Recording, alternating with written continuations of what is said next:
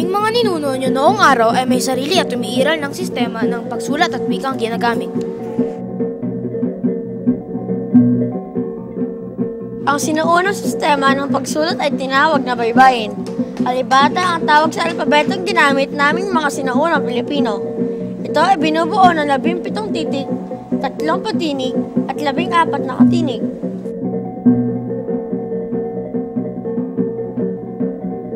Hindi pa namin natutuklasan noon ang paggamit ng papel.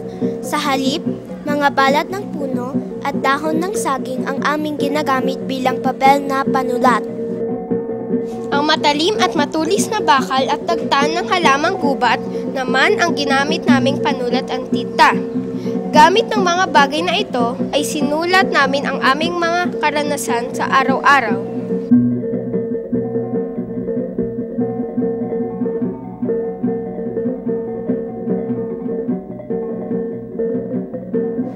Noong unang panahon, masigit na maalam ang mga kababaihan sa pagsulat kaysa sa mga kalalakihan. Teka, totoo ba yun? Siyempre naman. Alam nyo ba na mahalaga na sa aming mga ninuno nyo noong ang edukasyon?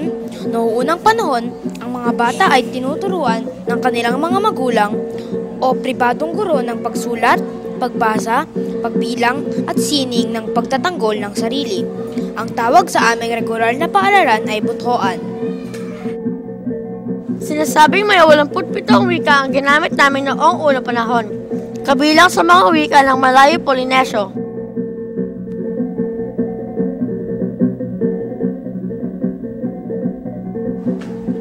Ilan sa mga wikang ito ay Tagalog, Ilocano, Bicolano, Pampanga, Pangasinense, Ilonggo, Waray at Maranao.